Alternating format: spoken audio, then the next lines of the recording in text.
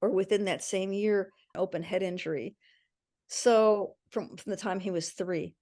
So he always did well in school, but he always came home exhausted. And so he finally has his energy, and it's I don't want to go into all the trauma healing, but part of it was SE, 8 years of SE therapy with 4 of it with a brain injury specialist and lots of good mama care and lots of other things, including intermittent fasting and ice bath therapy and all kinds of stuff to get his temperature regulated because he had like a chronic encephalitis of the brain, and he's doing great now.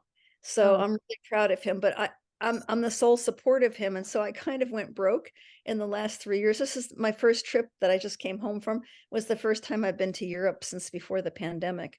So um I can't I'm trying to generate some funds. I just signed up for a marketing class to market my book so that I can hire a team. I'd really like to hire a team. In the meantime, if I could get volunteers to take my lists and just type them up and get them into a format that could be sent out as a group, um, and let people know about the work and see what they're doing and formulate a think tank. That's I really, really, before I die, want this movement to happen. So, like I said, I'm 3 years away from 80, and I have to take more time to pay attention to my health, and um, I want to get back into yoga again. My yoga teacher actually died, so I need to find a new yoga teacher. And and Hetsia is a yoga teacher. Actually, I go to her. who? Hetsia is a yoga teacher. Ryan. Yoga teacher? I go to Yeah. yoga Oh, classes sometimes. that's Yeah. wonderful. Well, my colleague Danica Lynch, who lives in the Saugus area, she took my SE training, and she is a yoga instructor, and she took it into the high schools and started a whole wellness program. She, fortunately or unfortunately, it was terrible. Her first semester of being involved in the school, they had the school shooting. So she contacted me right away, and I donated a lot of my time. I donated time to Turkey after the earthquake. I donated a time after the Ukrainian war, and I have friends, Israeli friends, Palestinian friends. I have friends all over the world, and now um, there's a lot of things. Helped to create a pamphlet that's in several languages now that can also be used with the horror that's happening right now in Gaza. I have a friend from Gaza who was imprisoned years ago, and she's part Egyptian and part something else. And it's just the world is so sick, and it's all just trauma begetting trauma begetting trauma. So they can't even sit down at a table and work things out. So I'm so sorry. I'm so sorry for what's happening, and for you as young people having to see trauma not being resolved yet in the world. And I'm so proud of you that your action is the only thing, and working for justice. And for me, justice is not just everyone having equal rights. To me, means that anybody that's had trauma gets the help they need to resolve it. Because justice, but if you're still traumatized, you're not going to be able to appreciate what you do get when you get it, because you're not going to be able to function fully. And that means body, mind, spirit, being whole. So That's I don't want to, I have a little laryngitis, and I don't want to overtax my throat. I actually was invited to the Happy Kids Summit. I'm a speaker, and the guy who's Damien, who's the Happy Kids Summit person, he invited me to speak, and he's going to be recording me tomorrow. So I don't want to put too much strain. It doesn't mean we can't meet again. But I do need to get my rest. I'm leaving for Spain. I'm presenting at a conference on childhood trauma in the Canary Islands in early December. So I'm trying to I unpacked and did my laundry, and I'm just trying to get myself together and get my slide presentation together for that. yeah. So a lot. This was so great. It was so great, and I feel like it opened my eyes to a different lens of trauma informed care in a way. Yeah. Yeah. The trauma informed care that I've seen out there and that people have been reporting that were trained by me is really, it's informed, but it's not responsive. And I call the work I do trauma responsive. It means that you actually know how to work with the nervous system, how to reset the physiology. Yeah, Right. that's great. I, And I, just really so, quick, I know that you raised your hand a while ago. Was there anything that you wanted to say really quick? Oh god, yeah. It was a question that was sparked by what you were saying, Maggie, regarding um like being able to support and hold space for people empathetically while not taking it on.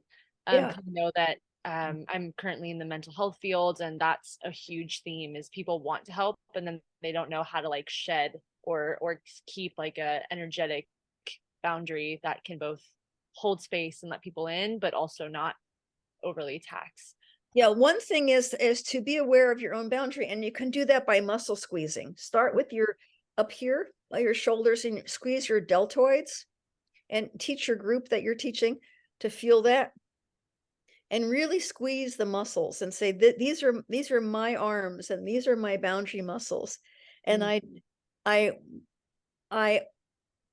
I don't let anyone into my boundaries without my permission, and I don't take on negative energy. Mm, And beautiful. squeeze all the way down, and do the same thing with the sides of the legs, to start with the hips and go down. I call it the military stripe muscles, the iliotibial tract and all of that, to go all the way down to the knees, and then down the rest of the legs, also tapping, Mm, bilateral tapping. This is me, and then to make a motion, and that is them. mm, And I don't need to take this on, and just pause. And you can, if you're sitting, you can squeeze your arms. Nobody will even notice if it's not something you want to announce or teach other people. You can just squeeze your own muscles. So you keep a sense of self. You feel Mother Earth supporting your feet under you. If you're sitting cross-legged on your pelvis on the floor, feel your pelvis supporting you and grounding. Women can ground a lot more through their pelvis, actually, because that's our womb space, and to really feel the energy from Mother Earth, not kissing our ass, literally coming up and feeling the energy from the earth reaching us. And it's not just us coming down in gravity, but the earth is giving us energy as well. It's like meeting us. mm, So, and we have reverence for the earth. And I think when we teach people how to ground, especially young people, to have more reverence for the environment. So, yeah, these are really important. I haven't even begun to talk to you about the ventral vagal system and how it develops in babies, and why the first year of life, the first 18 months, the myelination that happens that supports resilience. I haven't even taught you the physiology yet. I try to make it a little more simple. But this book has everything. And I suggest that you take your time with it. I mean, really, the first chapters are the most important, because when you get to when you get to chapter 5, it gets out of the theory, and each chapter it's like a cookbook. One is appetizer, one is calming hyperactivity and focusing attention, self-regulation tools for students with ADD and ADHD. Another chapter is for working with aggression, and taking anger and helping children have healthy aggression. That's boundary setting, how to be able to self-protect. And then there's another chapter on, there's all kinds of chapters. There's one on marginalization and, social marginalization, and what teachers can do in the classroom to help all kids feel like a sense of belonging. And it goes a little bit through the history of marginalization. Mostly I focus on I mean, it's got everything. It mentions, it doesn't matter whether it's gender differences or sexual preference differences, or whether it's different ethnicities or religions. But because the United States, was so founded on the extermination of the Native Americans and on slavery, I spend a lot of time with, being informed by what happened to to to brown and black people in the United States. And actually, I was inspired to write that chapter, and I had to ask permission because when the book was, it's a big company now. It used to be North Atlantic was a small company, and now Penguin Random House distributes, and they haven't done a goddamn thing to help me. In fact, I can never get my books to foreign countries. They don't ship them. And I have people will tell me, we wanted to get your book, but we scoured every big bookseller, and we only came up with 9 books from the UK. In Australia, Daniel Siegel had every one of his books was on display. Stephen Porges, all the big names, they were my books from the United States, not one. And I told them 6 months in advance, oh, we can't do Australia, it's too far away. So I'm really sad because it's very hard for people to get my books. So I'm really fed up with the publisher. But when I was writing that, I had to ask permission to have an extra month because I said, I can't release this book without writing about social trauma and the trauma of marginalization. Yeah. And they were happy to give me the extra month. But then I thought, oh shit, I'm not working in the schools now. I was a member of the Southern Poverty association, teaching tolerance in the schools. And I did some of those things when I was a teacher, but that was like in the 70s. And I'm thinking, what am I going to be able to tell the classroom teachers now? And so I call on people that have gone before me that are mentors. And all of a sudden Maya Angelou came to mind. She was already deceased. And I just took inspiration. I watched a clip of her and how she called upon all of her ancestors.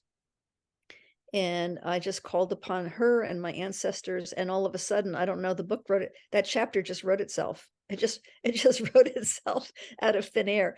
There's a chapter on crises. I'm working with mass crises, mass disaster, whether it's a terrorist attack or a man-made attack or a natural disaster. There's a whole chapter on that. So you don't have to get into the whole book right away.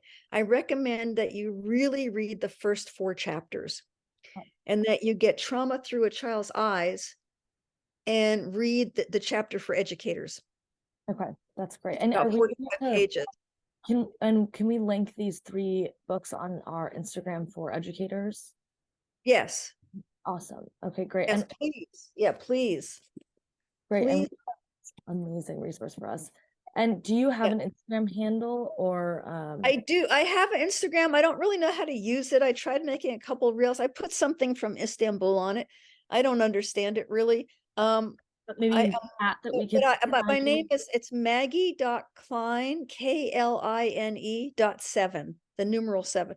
Maggie, MAGGIE .Kline .7.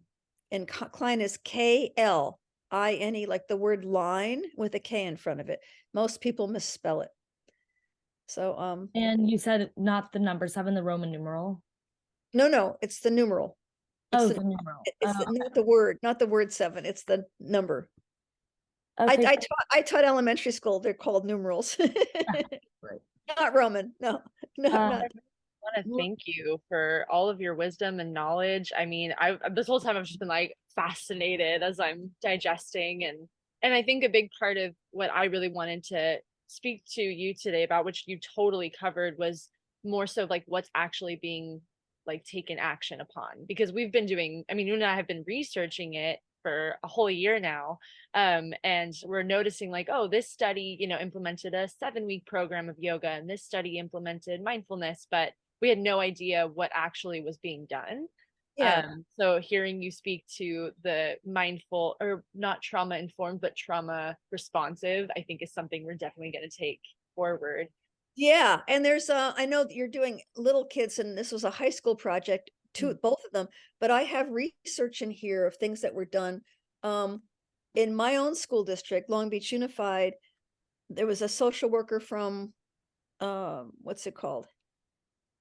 The Guidance Center, the Long Beach Guidance Center in downtown Long Beach, which was started in 1947. I used to refer kids from the inner city there when I was in the schools as a counselor, and then as a school psychologist later.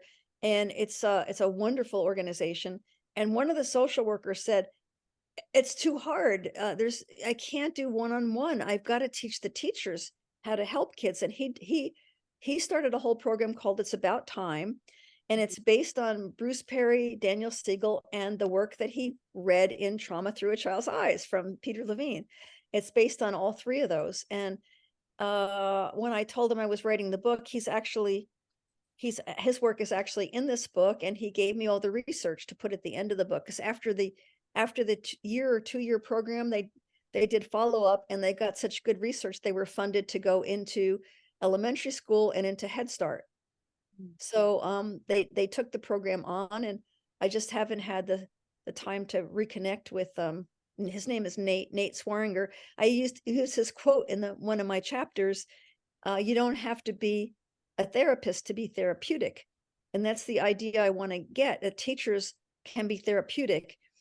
And the 8 essentials of healthy attachment teach teachers how, just by, instead of, like, say a kid's having trouble with math and they're not doing well, and looking at their math paper, instead of looking down at the paper together and saying, well, you need to do this instead of this, instead looking at the child and calling their name.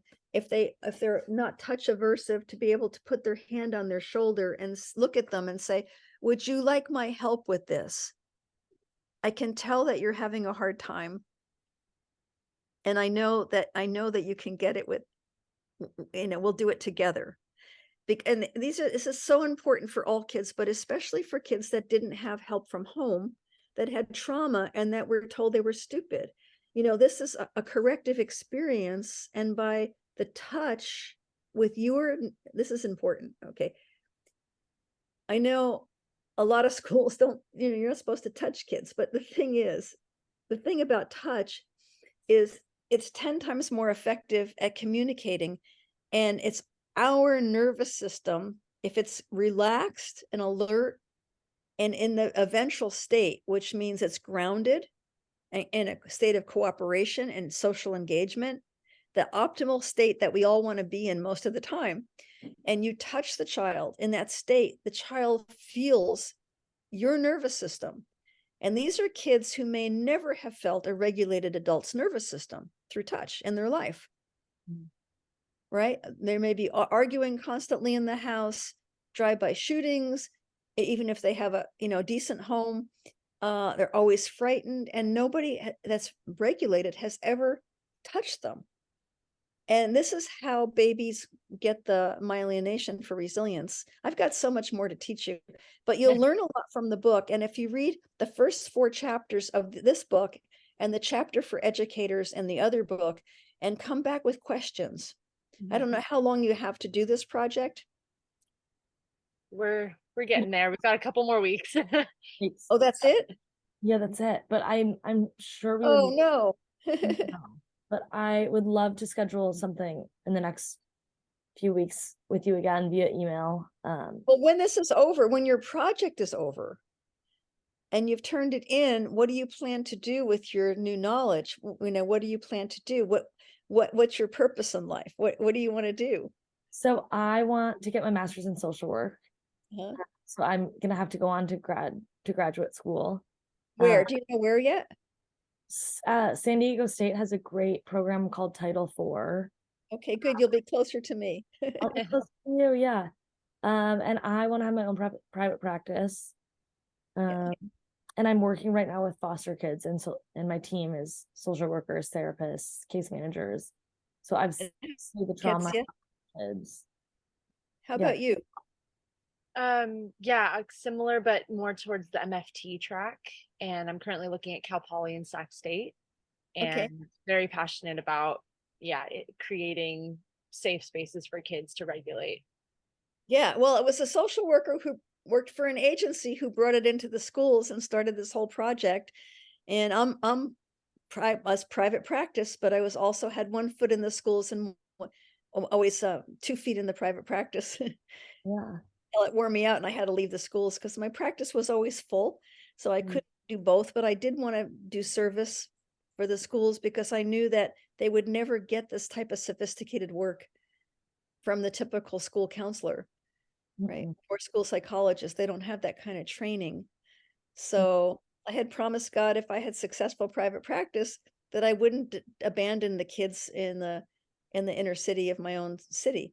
And so I I kind of ignored that for a while, ignored that voice. And then one day the lead psychologist that does the hiring called me and said, "We need you. Can you come back? You can come back as part-time or as much as you or as little as you want. I realize you have a private practice." And I got to actually operate one day a week as a private practice person in the schools. They let me do my trauma therapy, and the other days I had to do assessment, of course, like, school psychologists, that's what they do.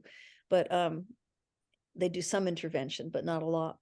So you can do both. You can be an MFT or a social worker and also bring it into communities and into schools. And I hope that you become leaders in that and don't get too, you can make a lot of money in private practice, but really, I think taking it to people who can't afford you really, to me, was very soul satisfying.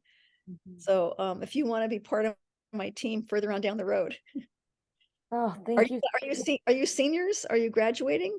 Yes, we are. We're so close. Congratulations. And you're graduating this semester, at the end of the semester?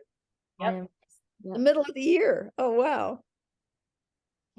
Well, yeah, we'll definitely need to keep in touch. You can help me with the movement. I don't know anything about social media. Oh, one other thing before I leave. Nietzsche Avina, she's a wonderful gal. She was Palm Springs Teacher of the Year for 2022, and she went on to become Riverside Teacher of the Year for 2022, and then she ended up becoming one of the 5 California Teachers of the Year for 2022. She used this book as her platform and introduced it to our superintendent of California schools. She introduced it to Joe Biden's cabinet member, who is the Department of Education secretary of our country. She introduced the book to our Attorney General, Bonta. Yeah, she introduced it to so many people. And she is a 7th grade STEM teacher, and she started a multi-generational, I'm the only boomer on the team, multi-generational, multiracial group of bringing this into the schools. She's busy with teaching, and she's got 3 kids. 2 of them are twins. She's got a very supportive husband who's a school counselor, but we don't get to meet very often, but she's determined she's using things now in the classroom. She used the book as the platform because her life was changed by Essie after a trauma that she had. And then she started incorporating some of the ideas in her classroom, and that's how she got the award. And so she wants to do something with a bigger reach to all the schools in the state of California. So she has a little clout because of being Teacher of the Year from last year.